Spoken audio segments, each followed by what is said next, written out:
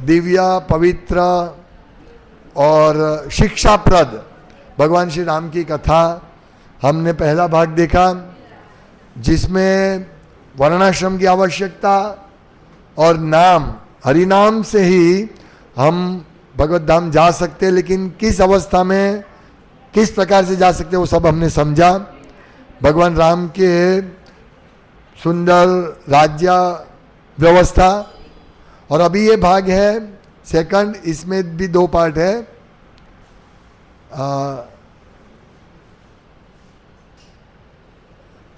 पहले पार्ट में भगवान का शासन और फिर हमारे लिए शिक्षा। रामचंद्र भगवान इतनी सुंदर शिक्षा, पूरे परिवार के लिए शिक्षा, ये पारिवारिक शिक्षा है, पति पत्नी को शिक्षा है, माँ बाप को शिक्षा है, नौकर चाकर को, सबको शिक्षा है। बहुत सुंदर शिक्षा देते भगवान। मृदु, गुलाब से भी कोमल और वज्र से भी कठिन, ऐसे है भगवान। आप रामचंद्र को देख लीजिए या कृष्ण को देख लीजिए या गौर सुंदर भगवान को देख लीजिए। रामायण में हम देखते हैं कि जब धोबी ने सीता माता के लिए कटु वचन बोले तो भगवान कटु, बिल्कुल उन्होंने भविष्य के लिए राजा का क्या कर्तव्य होना चाहिए वो प्रस्थापित करने के लिए उन्होंने तुरंत सीता माता का त्याग किया। और बहुत सारी ऐसी चीज़ें जिसमें रामचंद्र भगवान बहुत कठिन थे, हम देखते हैं रामायण के अंत में। पूरी वैसे हम राम कथा देखें तो करुण रस से भरी हुई है, पर राम का अर्थ है आनंद, सभी आनंद के स्रोत भगवान रामचंद्र। तो कहने का तात्पर्य भगवान की शिक्षा, जब भगवान शिक्षा देते हैं, रामायण में ऐसा नहीं सिर्फ मधुर लीला ही है, शिक्षा है, बहुत सारी शिक्षा है। तो हम देखेंगे, शिक्षा को समझने का प्रयास करेंगे। आज भी पति पत्नी के लिए, गृहस्थों के लिए क्या शिक्षा है वो हम देखेंगे। सबसे पहले श्रीमद् भागवतम के 9वें स्कंद के 10वें अध्याय के 53वां श्लोक, 53वां श्लोक, जिसमें जब भगवान रामचंद्र का राज्य था तब क्या था। जब भगवान रामचंद्र जो पूर्ण पुरुषोत्तम परमेश्वर है, इस संसार के राजा थे, तब क्या था, भगवान राजा थे तब क्या था, तब शारीरिक और मानसिक कष्ट। आज हम सबको शारीरिक और मानसिक कष्ट है, सबको शरीर का कष्ट है और मन का कष्ट है, मन परेशान करता है। रोग, सबको कुछ न कुछ रोग है। वृद्धावस्था, शोक, विलाप, पीड़ा, भय और थकान, ये सब हम सबको है, एक एक चीज हम सबको है? लेकिन जब भगवान का राज्य था तब इसका कोई अस्तित्व नहीं था। और यहां तक कि जो मृत्यु नहीं चाहते थे उनके लिए मृत्यु का भी कोई अस्तित्व नहीं था। मतलब हम मरना नहीं चाहते तो ठीक है, आपको मृत्यु नहीं होगा, ऐसा राम राज्य था। कितना सुशासित था, कितना आनंदप्रद होगा, आप सोचिए।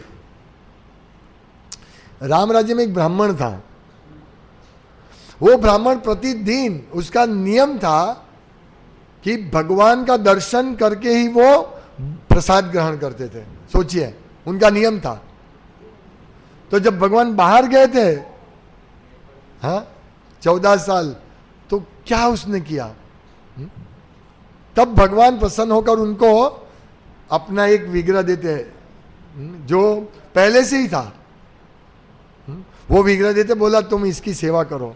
मतलब ऐसी प्रजा थी कि भगवान के बिना रह नहीं सकते थे, और किसी को कोई दर्द नहीं था, कोई दुख नहीं था। ये सब लिखते हैं ना, शारीरिक और मानसिक कष्ट नहीं था। हम तो अभी सबको शारीरिक कष्ट है, किसी को पैर दर्द कर रहा है, किसी को हाथ दर्द कर रहा है, सर दर्द करता है। और मानसिक, मन तो, मानसिक कष्ट तो नाश होता ही नहीं है, सबको मानसिक कष्ट है। यानी राम राज्य नहीं है। रोग, वृद्धावस्था, शोक, हम सब शोक करते हैं। लैमेंटिंग एंड हैंकरिंग, ये शोक और जो नहीं है उसको प्राप्त करना, ये विलाप, पीड़ा, भय और थकान, हम सब भयभीत है, ये सब लक्षण हम में है। और विशेष करके जब हम भक्ति नहीं करते तब विशेष थे। अभी धीरे धीरे धीरे कष्ट कम होते हैं, शारीरिक कष्ट होता है लेकिन इसकी पीड़ा कम होती है। मानसिक भी हम धीरे धीरे धीरे अगर भक्ति करेंगे, कृष्ण भक्ति करेंगे, राम भक्ति करेंगे, तब ये पूरा इसका अस्तित्व नहीं होगा। जब ये सब सुविधा है, यानी लोग मृत्यु भी नहीं चाहते थे तो मृत्यु भी नहीं होता था, तो ये सब सुविधा भगवान रामचंद्र के विश्व के राजा होने के कारण ही संभव हो पाई। हरे कृष्ण आंदोलन के प्रसार से, श्रील प्रभुपाद कहते हैं, हरे कृष्ण आंदोलन के प्रसार से कलयुग में भी वैसी ही स्थिति तुरंत उत्पन्न की जा सकती है। कली काले नाम रूपे कृष्ण अवतार, कृष्ण इस कलयुग में अपने पवित्र नाम हरे कृष्ण हरे राम के रूप में अवतरित होते हैं। यदि हम बिना किसी दोष के जप करें तो राम और कृष्ण इस युग में भी विद्यमान है, मतलब नाम रूप में भगवान अभी विद्यमान है, अर्चा विग्रह के रूप में विद्यमान है भगवान। तो हम इस प्रकार से सत्युग का प्रभाव ला सकते हैं। हम ये शारीरिक मानसिक कष्ट पीड़ा भय ये सबसे मुक्त हो सकते हैं यदि हम जप करेंगे तो। ये हमने डिटेल में पहले सेशन में देखा। राम राज्य और राम का राज्य और हरे कृष्ण आंदोलन। राम का राज्य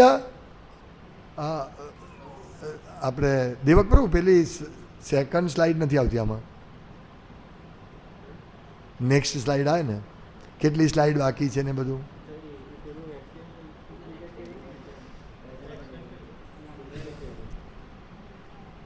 ये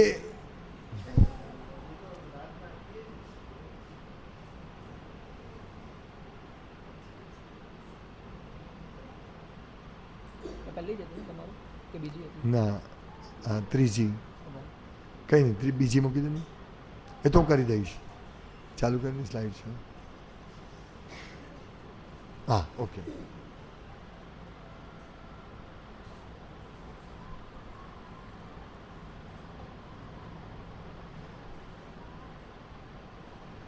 राम का राज्य और हरे कृष्ण आंदोलन।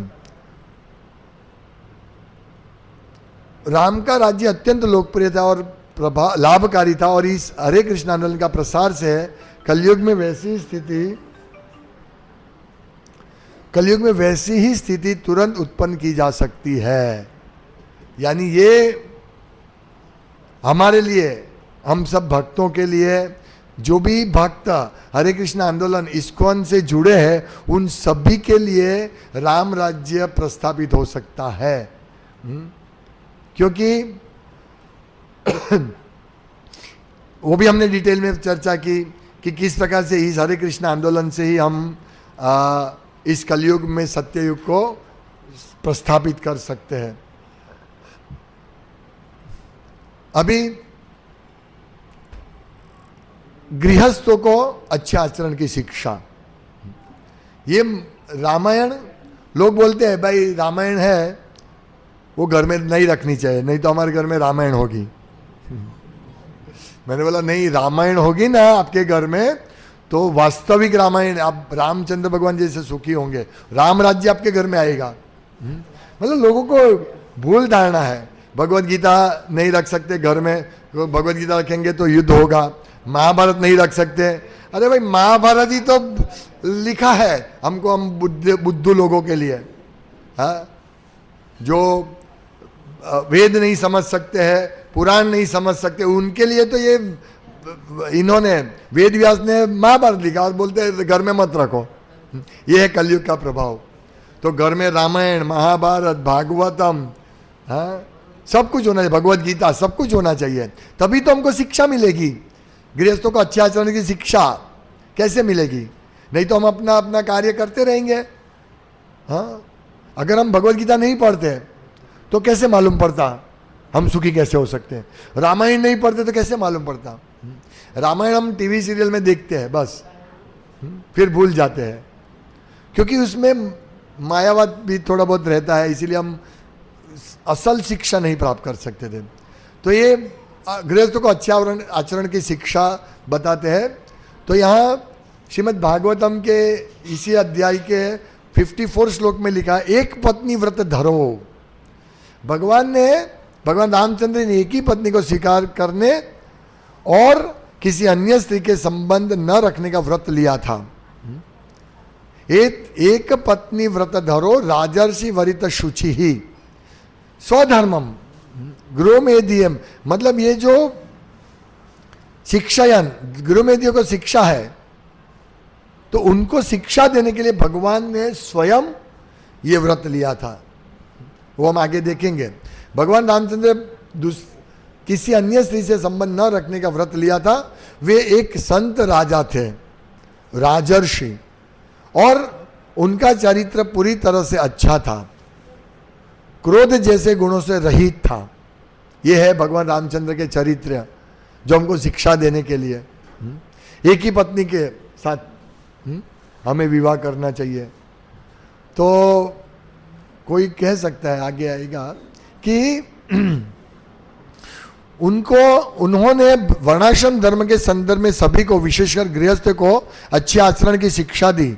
इस प्रकार उन्होंने अपने व्यक्तिगत कार्यों द्वारा आम जनता को शिक्षा प्रदान की। आप देखिए कितनी अच्छी शिक्षा रामचंद्र भगवान ने दी। जब उनका राज्याभिषेक हो रहा था, होने वाला था, पूरे अगले दिन, जिस दिन राज्याभिषेक होना था उसके अगले दिन सब तैयारी, पूरा शहर अयोध्या नगर पूरा उल्लासित थे। सब अलग अलग सेवा कर रहे थे, ब्राह्मण क्षत्रिय वैश्य शूद्र सब लगे हुए थे और उत्साह से सब अपने घर सजा रहे थे, आंगन साफ करके रखे थे। ब्राह्मणों सब अंतिम तैयारी चेक कर रहे थे, सब कुछ आ गया है कि नहीं, अभिषेक करना है कल भगवान का। वशिष्ठ ऋषि सब तैयारी कर रहे थे। कितना अच्छा माहौल होगा। हमारे यहाँ भी रामनवमी की तैयारी में कल सब भक्त इधर उधर दौड़ रहे थे। कोई फूल की सेवा के लिए दौड़ रहे थे, माता जी फूल सेवा कर रहे थे, कोई चूल्हे के लिए दौड़ रहे थे, गैस का बाटला नहीं था, चूल्हे के लिए लकड़े के लिए दौड़े, ये सब तैयारी। और फिर रात को बोल दे आपको कल फेस्टिवल नहीं होगा, कैसे होगा? कल फेस्टिवल नहीं होने वाला है। नहीं प्रभु इतना मेहनत किया है, आपके नहीं होगा। ठीक वैसी ही स्थिति थी। आप सोचिए, ये वैसे गैस के बोतल की वजह से हम लोग करने ही नहीं वाले थे प्रोग्राम, सोचा मंदिर में ही जाएंगे। पर कल विष्णु दामोदर प्रभु ने मुझे बोला, प्रभु हम चूल्हे पर करें तो लकड़े, मैं बोला परमिशन लेना पड़ेगा। बोला ले लेते हैं। मैंने बोला अभ्यास नहीं है तो? बोला कोई बात नहीं, एक बार बात तो करें। तो भद्रेश भाई को बोला, तुरंत उन्होंने बोला हाँ करो। फिर सब भक्त उत्साहित हो गए हैं और सब अलग अलग से हमें दौड़ने लगे। कोई लकड़ा लेने दौड़े हैं, कोई लाइट लेने दौड़े, कोई चूल्हा बनाने के लिए दौड़े, सब दौड़ने लगे, फूल के लिए दौड़े, सब्जी के लिए दौड़े, और सब रात को इकट्ठे हो गए, मंडप बनाए, सब व्यवस्था कर ली। तो ऐसी स्थिति थी। आप सोचिए उस समय तो भगवान थे सबके प्रिय।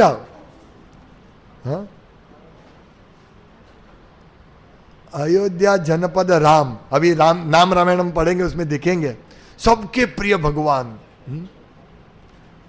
और उनको बुलाया, कहीं ने बुलाओ राम को।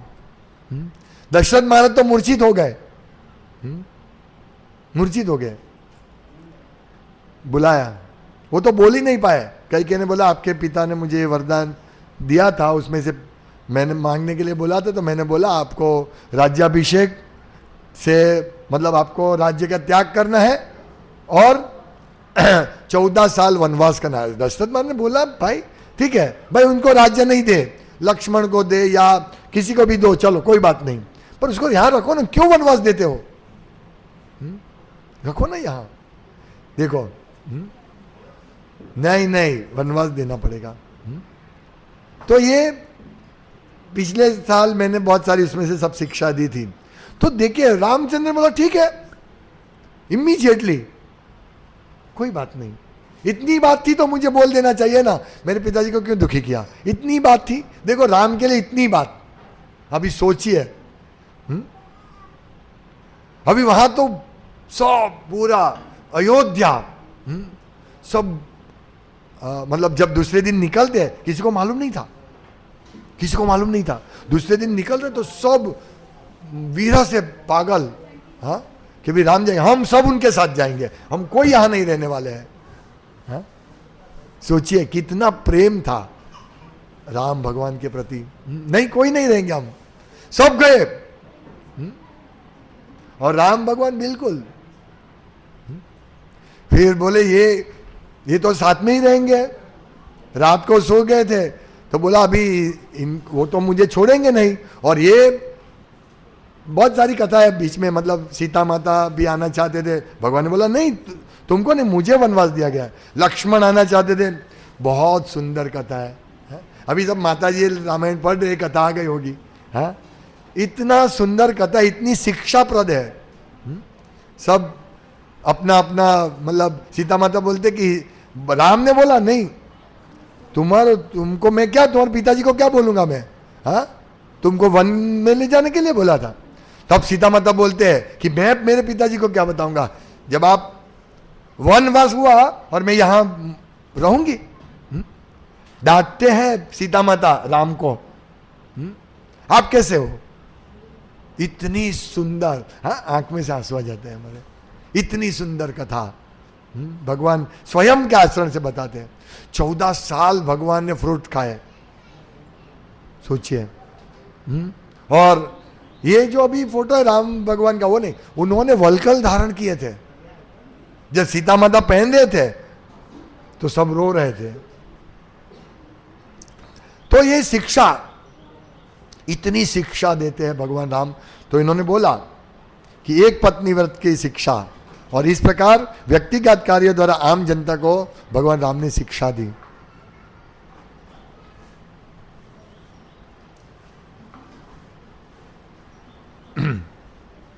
एक पत्नी व्रत, एक पत्नी व्रत यानी केवल एक पत्नी को स्वीकार करना भगवान रामचंद्र द्वारा स्थापित एक उत्कृष्ट उदाहरण था। मनुष्य को एक से अधिक पत्नियां नहीं रखनी चाहिए, लेकिन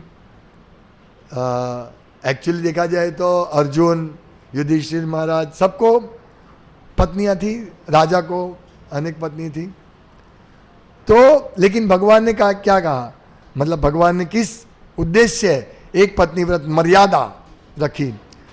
उन दिन बेशक लोग एक से अधिक पत्नियां रखते थे, यहां तक कि भगवान रामचंद्र के पिता ने भी एक से अधिक पत्नियां रखी थी, लेकिन भगवान रामचंद्र ने एक आदर्श राजा के रूप में केवल एक पत्नी माता सीता को स्वीकार किया। इससे कितनी बड़ी शिक्षा है हमको,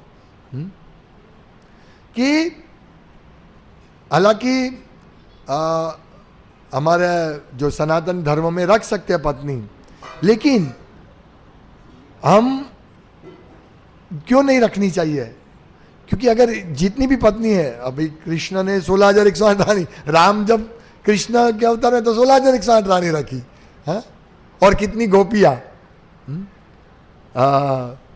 ये क्या बोलते हैं इसको, परकिया, दूसरी के पत्नी के साथ भी उन्होंने रात को रास खेला। और यहाँ रामचंद्र भगवान मर्यादा एक ही पत्नी। देखिए ये हमारे लिए शिक्षा है। और ये 16,108 रानियों की शिक्षा से हमें ये शिक्षा लेनी है कि ये, क्योंकि कृष्ण 16,108 रानी के पति है, इसलिए वो भगवान है, ये शिक्षा लेनी है। और रामचंद्र भगवान से ये शिक्षा लेनी कि एक ही पत्नी करनी है, और एक पत्नी को अच्छी तरह उनको संभाल रखें, एक पत्नी व्रत का रखें। हालांकि दशरथ महाराज को भी अनेक पत्नी थी, लेकिन भगवान ने नहीं, मर्यादा हमको सिखाई। तो ये सबसे पहली शिक्षा हमको दी है कि भगवान रामचंद्र ने आदर्श राजा के रूप में केवल एक पत्नी माता सीता को स्वीकार किया। पत्नी के, और वो स्वीकार किया, इतना ही नहीं, भगवान राम ने निष्ठा, पत्नी के प्रति, ये पति और पत्नी का दोनों की शिक्षा रामायण में है। पति के लिए क्या शिक्षा है? पत्नी के प्रति अपनी निष्ठा होनी चाहिए। जब माता सीता का रावण और राक्षसों द्वारा अपहरण कर लिया गया तो भगवान रामचंद्र परमेश्वर होने के नाते सैकड़ों हजारों सीताओं से विवाह कर सकते थे, लेकिन अपनी पत्नी के प्रति अपनी निष्ठा दिखाने के लिए उन्होंने रावण से युद्ध किया और अंततः उसे मार डाला। आजकल हम देखते ये शिक्षा क्योंकि घर में रामायण रखते नहीं हैं, भाई रामायण नहीं रख सकते, हाँ, क्योंकि रामायण रखेंगे तो भाई एक पत्नी व्रत लेना पड़ेगा, और हमको तो भाई हमारे पास तो बहुत पैसा है, हैं, हम तो फिर दूसरे की पत्नी को उठा लेते हैं, रावण बन जाते हम, अनैतिक जा, ये तो नॉर्मल हो गया।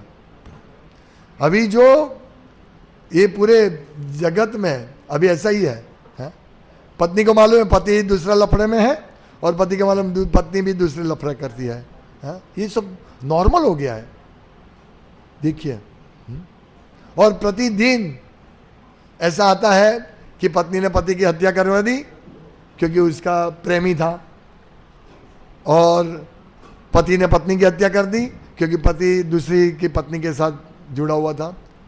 ये रामायण नहीं पढ़ते नहीं, इसीलिए होता है। भक्तों का संग नहीं करते इसीलिए होता है। तो हम भक्तों के लिए यही शिक्षा है, हमारी एक पत्नी है, उसके निष्ठा से रहे हम, हाँ, पत्नी अपना धर्म स्त्री धर्म का पालन करे और पति वर्णाश्रम धर्म का पालन करे, ये अद्भुत मैचिंग हो जाएगा। एक दूसरे के प्रति कितनी निष्ठा थी। हम देखते हैं ना कि जब भगवान रामचंद्र जब सीता माता को रावण उठा के लेके गया तब सीता माता की निष्ठा कैसी थी, और जब उठा के राम भगवान ने कैसी निष्ठा की, वो इतने शोकातुर हो गए। कोई कोई प्रश्न करते हैं कि आपके राम भगवान देखो अपनी पत्नी के पीछे इतना रोते हैं। अरे भाई, वो पत्नी के पीछे रोते नहीं थे, वो जब रामायण एंड में पढ़ेंगे तब मालूम पड़ेगा। जब उन्होंने सीता माता का त्याग किया तब वही लोग बोलेंगे, हाँ देखो पत्नी का त्याग कर दिया। पहले बोलते हैं कि एक पत्नी के पीछे दौड़ते हैं, कैसे है तुम्हारे भगवान, रोते हैं। जब सीता माता का अपहरण हुआ तब भगवान इतना विरह कर रहे थे, इतना विरह थे, रामायण में है वर्णन। तो सामान्य लोगों को लगेगा ये देखो कैसे, वास्तविकता में भगवान ये रस का आनंद प्राप्त कर रहे थे। सीता माता कभी भगवान से अलग नहीं होते हैं, कभी नहीं अलग होते हैं। हमेशा भगवान अपनी अंतरंग शक्ति के साथ हमेशा रहते। सीता माता भगवान की अंतरंग शक्ति है, तो कैसे अलग हो सकते भगवान से। तो भगवान विरह रस का आस्वादन कर रहे थे। ये सामान्य लोगों को कैसे समझ में आएगा? वो तो सोचेगा कि ये तो देखो कैसे है। यहां प्रभुपाद कहते हैं हजारों लाखों सीता प्राप्त लक्ष्मी से वो शादी विवाह कर सकते थे, लेकिन नहीं, मर्यादा में। वो शिक्षा प्रदान करने के लिए आए थे कि उन्होंने रावण को मारा, दंड दिया और अपनी पत्नी को बचाया ताकि पुरुषों को केवल एक पत्नी रखने का उपदेश दिया जा सके। उसमें एक और भी था कि देखो पत्नी रखते हैं तो कितनी समस्या आती है ना।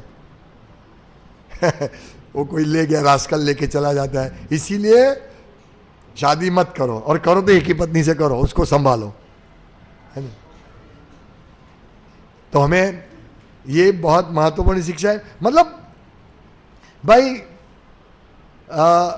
9 दाड़ा सबको चेंज चाहिए लाइफ में। पुरुष का स्वभाव पोलीगेमी, यानी एक पत्नी से उसको संतुष्टि नहीं होगी।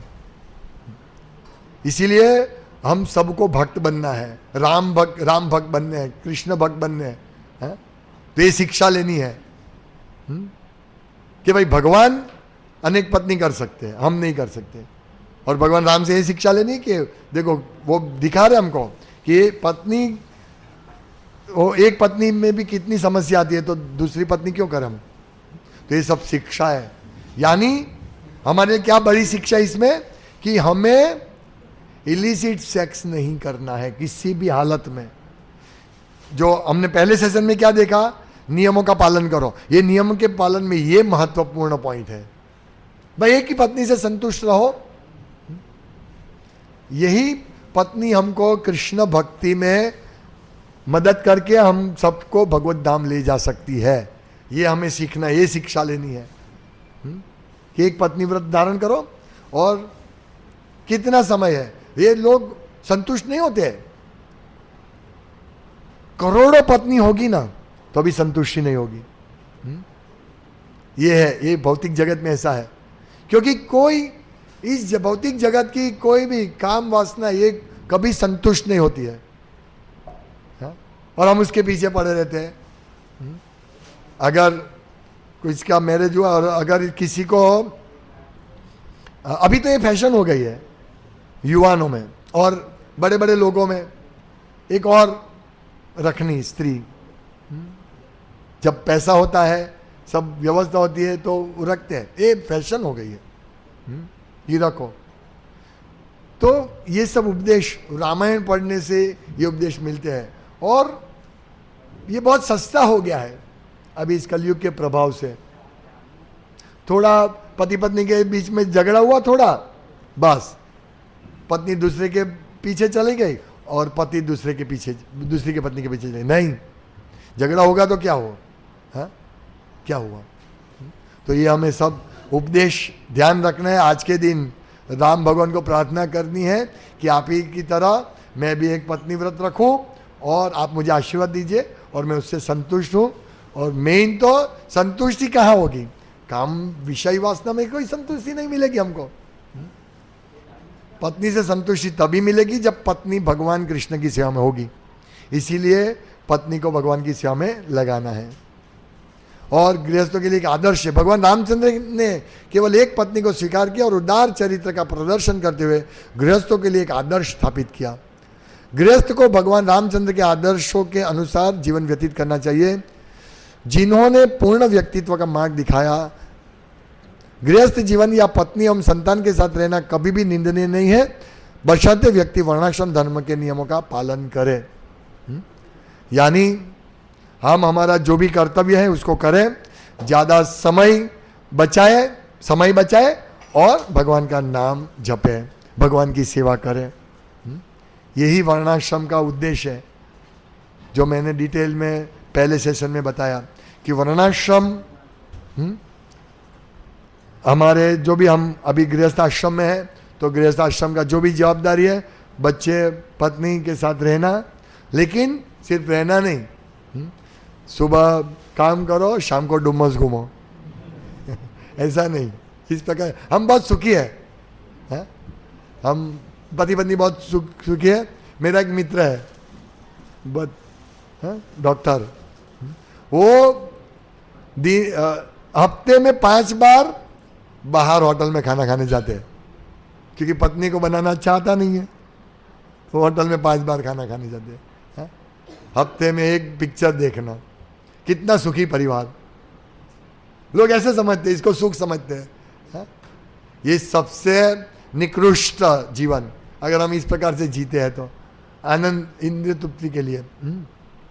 तो पत्नी और संतान के साथ रहना निंदनीय नहीं है, लेकिन वर्णाश्रम धर्म के नियमों, यानी हमारी जो ड्यूटी है वो करो और समय बचाकर भगवान की भक्ति, भगवान की सेवा करो।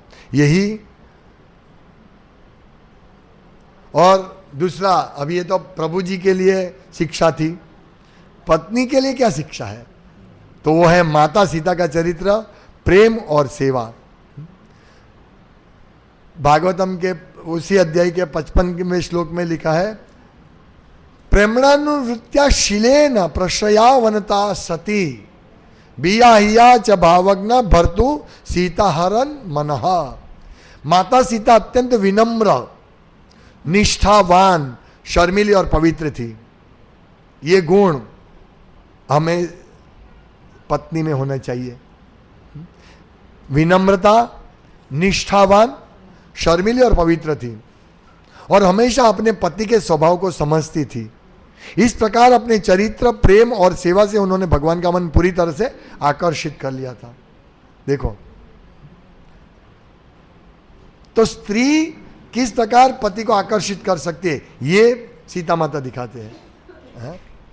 विनम्र होना है। क्या होता है कि पति जो होता है वो थोड़ा मतलब डोमिनेटिंग पर्सनालिटी वाले होते हैं। पति यानी अधिकार, डोमिनेटिंग क्या बोलते हैं उसको, समझते हैं? डोमिनेटिंग वर्चस्व, और स्त्री अधीन। तो ये विनम्रता से होगा। अभी आजकल की स्त्री ऐसी नहीं है। आज तो पढ़ाई लिखाई करके, हाँ, शेयर मार्केट में 4-5 दिन पहले मुझे बताया कि एक लड़की शेयर मार्केट का करती है। तो शेयर मार्केट का तुम करोगे तो बच्चे का शेयर कौन संभालेगा, बच्चे का खाने का शेयर कौन देगा? तो ये सब चल रहा है। देखो वकील बनते हैं, ये बनते, वो बनते हैं। हाँ? तो ये विनम्रता कहां से आएगी? विद्या ददाति विनयम, विनय कब आता है? विद्या से। लेकिन ये विद्या से नहीं, वकील बनना, डॉक्टर बनना, इंजीनियर, ये कोई विनम्रता नहीं आएगी। तो माता ये 3 चीज ट्रिपल सी सिखाना है, कुकिंग, चेस्टिटी और क्लीनिंग। अगर अपनी बच्ची को, अगर कोई स्त्री ये 3 में एक्सपर्ट है ना, तो समझ लेना चाहिए उसमें ये सब गुण आ जाएंगे। कुकिंग में, क्लीनिंग में, घर क्लीन रखो, और चेस्टिटी, निष्ठा, सतीव्रत। बस ये 3 चीज हमें स्त्री को सिखाना है, बच्ची को यही सिखाना। प्रभुपाद यही कहते हैं, हमारे गुरु महाराज भी यही कहते हैं, ये 3 चीज सिखाओ। तो फिर देखो पति गुस्सा वाला भी होगा या विनम्र है, तो विनम्र, निष्ठावान। कभी कभी पत्नी भी ऐसा नहीं है कि गुस्सा कर लेती है, जैसे सीता माता ने रामचंद्र पे गुस्सा किया था, पर इस प्रकार से।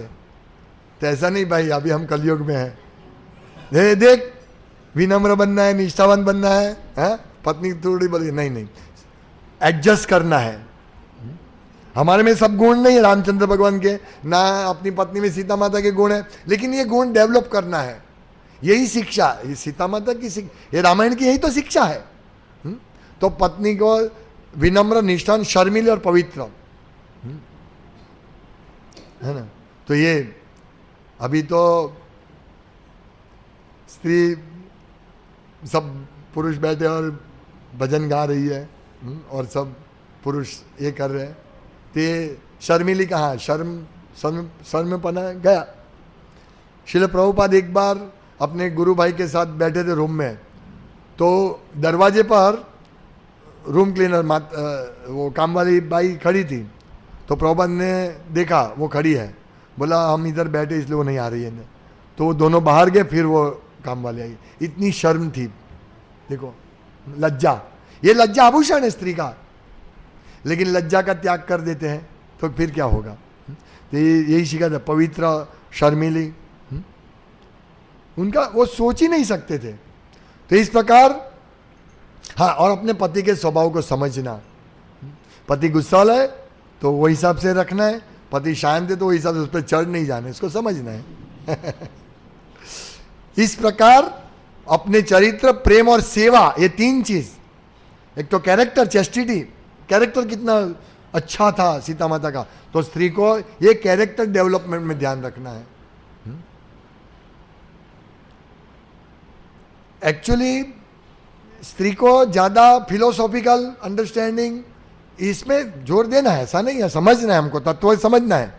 लेकिन सबसे पहले 3 चीज, चरित्र कैसा होना चाहिए वो शिक्षा लेनी है। प्रेम करना है पति को। प्रभुपाद कहते हैं ना कि पति भगवान कृष्ण का 100% भक्त होना चाहिए और पत्नी पति की सेविका होनी चाहिए। तो ये दोनों भगवत धाम जा सकते हैं, ऐसा फैमिली होना चाहिए। तो चरित्र, प्रेम, पति को किस प्रकार से प्रेम करना है समझना है। क्यों प्रेम करना है? क्योंकि पति भक्त है, भगवत भक्त है। इस प्रकार से, और यदि भगवत भक्त नहीं भी होता है तो अपने चरित्र और प्रेम से और सेवा से उनको वश में ला सकते हैं। और इसी तो ये तो राम भगवान को वश में कौन कर सकता है? सीता माता ने किया। ये 3 चीज से, प्रेम, चरित्र और सेवा, तो ये 3 चीज स्त्रियों के लिए आभूषण है। अगर और कुछ आभूषण नहीं होगा तो चलेगा, हा? चलेगा, सोना बहुत महंगा हो गया है सोना निकाल दो, मुंह में प्रेम रखो, हा? चरित्र का गहना पहनो, और सेवा, पति वश में हो जाएगा, पति दूसरी के पीछे नहीं दौड़ेगा। तो आदर्श पत्नी, पति और पत्नी, तो ये है। ऐसा संयोजन पारिवारिक जीवन को अत्यंत सुखमय बनाता है। हम सुखी होना चाहते हैं, लेकिन हम कौन सा सुख? यत् तदन इंद्रिय आरंभे अमृतोपमम। हम ऐसा सुख चाहते हैं कि शुरुआत में अमृत मिले, इसीलिए हम लोग इलिसिट सेक्स में दौड़ते हैं। उसमें मजा आती है, शुरुआत में मजा आती है, उसका परिणाम विषमीव परिणाम, तो ये राजसी सुख के पीछे जाते हैं। तो लेकिन हमें ऐसे सुख के पीछे नहीं, हमारे जीवन को सुखमय बनाना है, कृष्ण भक्ति द्वारा सुखमय बनाने हमारे जीवन को। यद यद आचरति श्रेष्ठ तत्तदेव तरो जनः। महान व्यक्ति जो उदाहरण प्रस्तुत करते हैं, सामान्य लोग उसका अनुसरण करते हैं। तो हमें इस प्रकार अनुसरण करना है, भगवान राम का अनुसरण करके हमें अच्छे भक्त बनने हैं, ताकि हमारा भी लोग अनुसरण करें। तो ये पति पत्नी दोनों को इस प्रकार से आदर्श पति का रोल निभाना है और आदर्श पत्नी का रोल निभाना है। तो हमारा बड़ा सौभाग्य कि हमारे गृहस्थ भक्त में ज़्यादातर पति पत्नी दोनों भक्त हैं। ये बहुत अच्छा संयोजन है, पति पत्नी दोनों भक्त होते हैं ना, बहुत अच्छा। यदि पत्नी भक्त है और पति भक्त नहीं है तो भी एडजस्टमेंट करके पत्नी ये 3 गुणों के द्वारा पति को भक्त बना सकती है। और यदि पति भक्त है, पत्नी भक्त नहीं है, तो पति भी पत्नी का रक्षण करके उनको कृष्ण भक्ति समझाकर उसको भी ये वश में कर सकता है, उसको भक्त बना सकते हैं। तो ये आदर्श पति और पत्नी है। संपूर्ण और विश्व स्वर्ग बन जाएगा, ये प्रभुपाद कहते हैं, मैं नहीं कहता हूँ। कैसे? यदि राजा, नेता, ब्राह्मण, शिक्षक वैदिक साहित्य के से प्राप्त उदाहरणों का पालन करे तो संपूर्ण विश्व स्वर्ग बन जाएगा। वास्तव में इस भौतिक संसार में नरक जैसी परिस्थितियां नहीं रहेगी। तो ये कहाँ से ऐसा होगा? शिक्षण कहाँ से प्राप्त करना है? यदि राजा, नेता और ब्राह्मण, कहाँ से शिक्षा प्राप्त करनी है? वैदिक साहित्य से। इसीलिए प्रभुपाद कहते हैं रीड माई बुक्स। सबसे पहले क्या बोलते हैं? डिस्ट्रीब्यूट माई बुक्स, मेरी बुक्स का प्रचार करो। और फिर क्या बोलते हैं? रीड माई बुक्स, यानी सबके घर में ये सब पुस्तकें होनी चाहिए। और सिर्फ होनी नहीं चाहिए, इसको सबको पढ़ना चाहिए। अगर हम पढ़ेंगे, प्रभुपाद कहते हैं, तो वास्तव में इस भौतिक संसार में नरक जैसी परिस्थितियां नहीं रहेगी। हम इसी जीवन में सुखी रहेंगे, भक्त इसी जीवन में सुखी रहते हैं और मरने के बाद भी सुखी। इसीलिए भक्त के लिए मरोवा जीवोवा, भक्त मरे भी नहीं, जिए भी नहीं। नहीं, सॉरी, उल्टा बोल रहा हूं। ये उसके लिए था, कसाई के लिए। भक्त को जिए या मरे कोई बात नहीं, उसको कोई प्रॉब्लम नहीं है, क्योंकि यहाँ जितना भी जिएगा उतना भक्ति करेगा और मरने के बाद भी भक्ति करेगा, है ना। तो हमें ऐसे भक्त बनना है। तो ये भक्त बनने के लिए रीडिंग करना पड़ेगा प्रतिदिन। इसीलिए मैं बार बार जोर देता हूँ, रीडिंग करो, रीडिंग करो, रीडिंग करो, तो हम स्वर्ग, पूरा विश्व स्वर्ग बन जाएगा। हरे कृष्णा कृष्णा कृष्णा हरे हरे, हरे राम राम राम हरे हरे। श्री श्री सीता राम लक्ष्मण हनुमान की जय। श्री रामनवमी महामहोत्सव की जय। तो हमें कुछ लेके जाना है। तो ये उत्सव यानी श्रवण, कीर्तन, प्रसाद